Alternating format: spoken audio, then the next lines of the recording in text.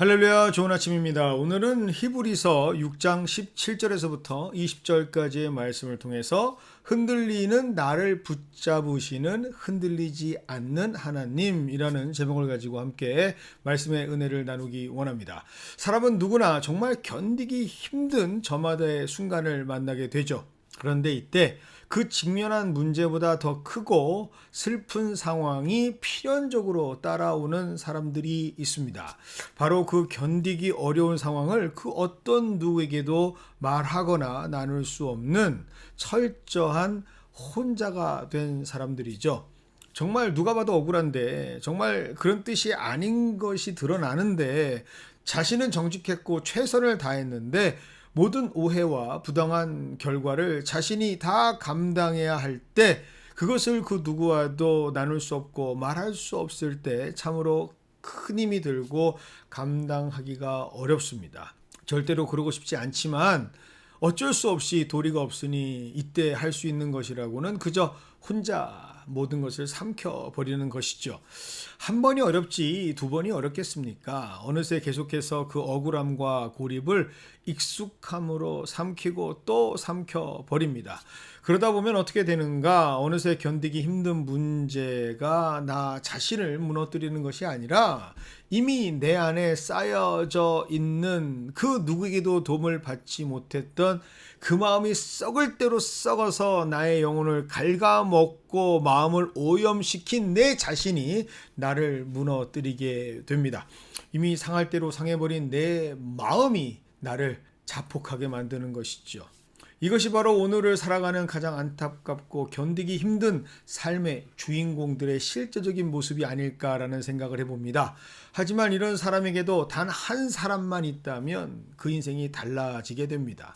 정말 자신의 이야기를 털어놓을 수 있는 사람, 단 한 사람만 있다면 완전히 다른 삶을 살아갈 수 있게 되죠. 그 사람이 내 문제를 해결해 주어서가 아닙니다. 구체적인 도움을 주지 못한다 하더라도 기막힌 해결책을 제시하지 않는다 할지라도 그냥 내가 찾아가서 어떤 말만 할 수 있다면 털어만 놓아도 상당히 우리는 달라질 수밖에 없습니다. 힘들다, 속상하다, 억울하다, 무섭다, 뭐 어떻게 해야 될지 모르겠다. 내 입 밖으로 내 마음을 내뱉을 때 그것을 들어줄 수 있는 한 사람만 있어도 180도 다른 삶의 결과를 가지고 살아갈 수가 있는 것이 우리 인간입니다. 문제가 해결돼서가 아닙니다. 사실 문제는 아무런 변화 없이 그대로 존재할 겁니다. 그러나 그 단 한 사람만 있어도 그 문제를 감당하는 내가 달라질 수 있기 때문에 그렇습니다. 내가 혼자가 아니라는 사실을 확인하면서 문제를 바라보는 시선이 달라지고 다시 일어설 수 있는 힘이 생기기 때문이죠. 이것이 바로 오늘 본문에서 우리가 가장 먼저 붙잡아야 할 본문의 핵심입니다. 히브리서 6장 18절입니다. 피난처를 찾은 우리에게 큰 안위를 받게 하려 하심이라. 성경은 우리를 강한 사람이라고 부르지 않습니다. 모든 문제를 해결할 수 있는 능력의 존재라고도 언급하지 않죠. 오늘 말씀은 정확하게 우리 인간이라고 하는 존재는 피난처를 찾는 사람들이라고 선포하십니다. 많은 분들이 오해하는 것이 있는데 정말 건강한 신앙은 강한 척하는 신앙이 아닙니다. 저는 괜찮습니다. 아무 문제 없습니다. 믿음으로 다 해결할 수 있습니다. 라고 하는 담대함이 건강의 신앙의 기준이 아닙니다. 진짜 건강한 신앙은 그럼 무슨 신앙인가? 바로 정직한 신앙이죠. 힘이 들면 힘이 든다. 억울하면 억울하다. 누군가 때문에 여러 가지 마음의 어려움이 있으면 그 때문에 힘이 든다라고 말할 수 있는 것이 건강한 신앙입니다. 최선을 다했는데도 결과가 기대와 달랐다면 하나님 저도 왜 이렇게 되었는지 모르겠습니다. 앞으로 어떻게 해야 할지 모르겠습니다. 하고 솔직하게 자신을 드러내며 피할 길과 안식을 찾아 헤매는 것, 그 피난처를 찾는 모든 마음과 생각과 행위가 다 하나님께서 원하시는 모습이기 때문에 그렇습니다. 진짜 기도는 그래서 하나님께 정답을 보고하는 기도가 아니죠. 진정한 기도는 하나님께 솔직한 나를 고백하는 것이 진짜 기도입니다. 많은 분들이 기도를 어려워하시는 이유는 마치 기도를 잘 정리된 문장을 하나님께 제출해야 한다라고 하는 부담감이 있기 때문에 그렇습니다. 그런데 성경 어디에도 그렇게 말씀하신 적이 없죠. 정리하고 검토해서 오타 없이 실수 없이 정갈하게 기도하라 라고 하신 적 없습니다. 지금 내 마음이 엉켜 있으면 그저 엉켜 있는 대로 그대로, 눈물이 나고 화가 나고 분노가 있다면 그것을 그대로 토해내는 것, 그것이 진짜 하나님께서 원하시는 기도죠. 하나님 마음에 합했던 다윗의 기도를 보면 그래서 항상 하나님께 솔직했습니다. 어찌하여 나를 잊으십니까? 언제까지입니까? 내 원수가 언제까지 나를 치게 내버려 두시겠습니까? 다윗은 하나님 앞에서 신앙에 좋은 척을 해본 적이 없습니다. 모든 가식과 위선을 걷어치워버리고 솔직하게 있는 그대로 내어놓았죠. 그럴 수 있었던 이유는 다윗이 하나님을 자신의 피난처라고 고백할 수 있었던 주인공이기 때문입니다. 누가 피난처에서 괜찮은 척을 합니까? 누가 피난처까지 와서 강한 척을 합니까? 피난처에서는 솔직하고 진솔한 자신만 고백하면 되죠. 하나님, 제가 여기에 있습니다. 제발 저 좀 살려주세요. 제 이야기 좀 들어주세요. 이렇게 기도하는 모습이 우리에겐 필요하죠. 그것을 원하시는 분이 바로 우리 하나님이시기 때문에 그렇습니다. 사랑하는 연합의 성도 여러분, 혹시 아무에게도 말하지 못한 이야기가 있다면 아내가 되었던, 남편이 되었던, 자녀가 되었던, 친구가 되었던, 교회 안에 그 누구에게도 말하지 못하는 나만의 고민과 걱정이 있다면 오늘 새벽 피난처 되시는 하나님께 기도하면서 나누고 하나님께 말씀을 드리는 그 기도의 주인공이 되기를 원합니다. 그곳에서 도움을 청하고 나를 내려놓을 때 반드시 하나님께서는 역사하시기 때문이죠. 그런데 오늘 본문을 계속 묵상하다 보면 하나님은 단순한 피난처만 되시는 것이 아니라 동시에 우리의 충전소가 되어 주십니다. 완전히 방전되어 버린 우리들에게 다시 100%의 힘을 채워주시는 충전소와 같은 곳, 그곳이 바로 우리 하나님이시죠. 이 놀라운 비밀을 아는 사람은 피난처 되시고 충전소 되시는 하나님의 자리, 곧 기도의 자리를 절대로 놓치지 않습니다. 기도할 때 하나님의 약속은 재확인되고 보증되어지며 다시 일어설 수 있는 힘이 공급되어지기 때문이죠. 그래서 기도의 맛을 아는 사람은 절대로 그 기도의 자리를 양보하지 않습니다. 분주함이나 혼잡함에 기도하는 시간을 뺏기지 않습니다. 기도한다고 상황이 급속하게 달라질까요? 목회자의 양심을 걸고 말씀을 드리면 그럴 수도 있지만 그렇지 않을 수도 있습니다. 하지만 기도하는 자리에는 반드시 변화가 생깁니다. 정말 진심으로 주의 뜻 가운데 기도하는 자리였다면 분명히 달라지는 것이 있습니다. 그것은 바로 기도하는 자의 중심이죠. 아무리 상황과 문제가 변화 없이 그대로 진행된다 할지라도 기도하는 자의 중심이 달라져서 어느새 마음이 달라지고 생각이 달라지고 하나님께서 기도하는 그 자리를 하나님께서 역사하시는 자리로 바꾸시는 분이 바로 하나님이시기 때문에 그렇습니다. 문제를 해결하는 기술 이전에 하나님께서는 기도를 통해 우리의 영혼이 다시 하나님께 연결되게 하시고 문제보다 크신 하나님을 바라보게 하시는 거죠. 세상 사람들에게도 나름 믿음이 다 있습니다. 그런데 그들의 믿음은 흔히 잘 될 거야 내지는 어떤 자기 암시적인 긍정적인 마인드에 불과합니다. 그러나 우리의 소망은 막연한 긍정적 사고를 기반으로 하지 않죠. 확고한 믿음의 선포를 근간으로 합니다. 그래서 그들과 우리의 믿음은 다른 믿음이 될 수밖에 없죠. 17절입니다. 하나님의 약속은 기업으로 받은 자들에게 그 뜻이 변하지 아니함을 충분히 나타내시려고 그 일을 맹세로 보증하셨나니.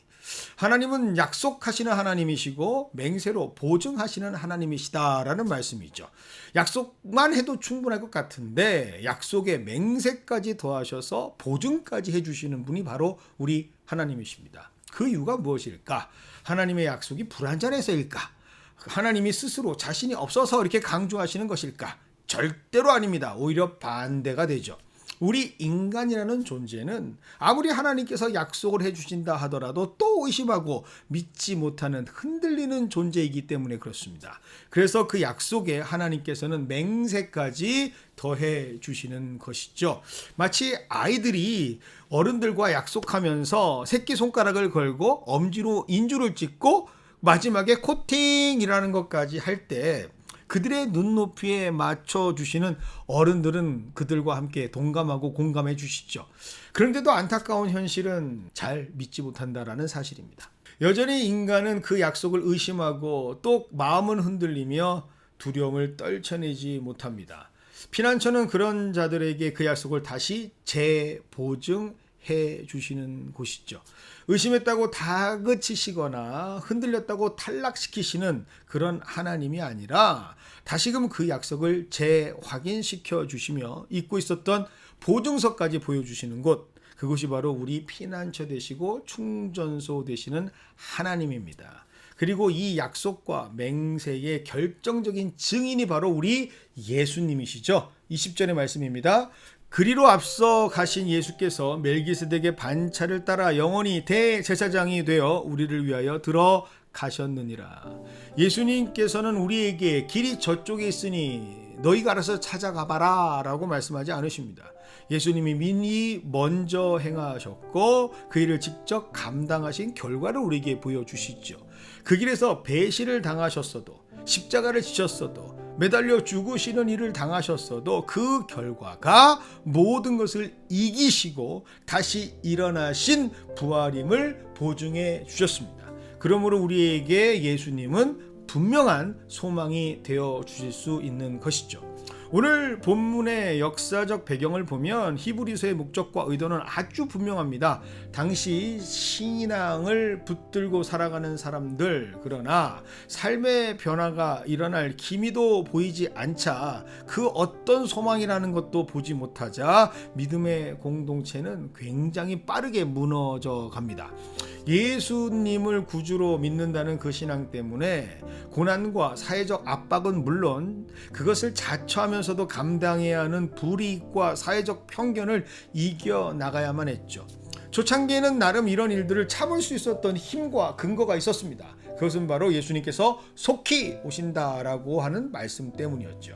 하지만 그 속히 오신다는 예수님의 시간이 점점 늦어지고 자신들의 기대치를 넘어서서 대를 걸쳐 시간이 지나도 전혀 변화가 없이 자신들에게만 계속해서 더 큰 고난이 증폭되어질 때 그들의 믿음은 흔들리기 시작했고 공동체를 떠나버리는 사람들이 속출하게 됩니다.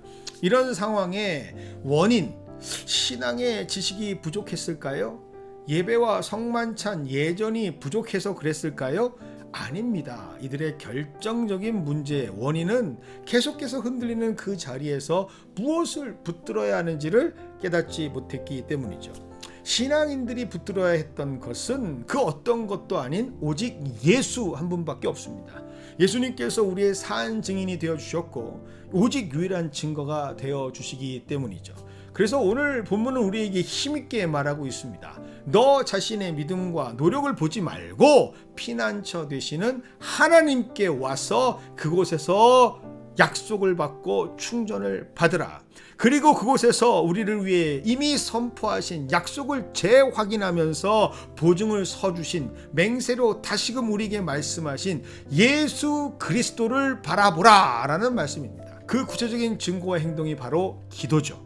기도는 문제를 즉시 해결하는 기술이 아니라 흔들리는 나를 피난처 되시는 하나님께 데려가고 방전된 나를 충전소로 데려가시는 하나님 앞에 앞세우게 되시는 잊고 있었던 약속의 보증서를 다시 꺼내보게 하는 하나님의 은혜입니다.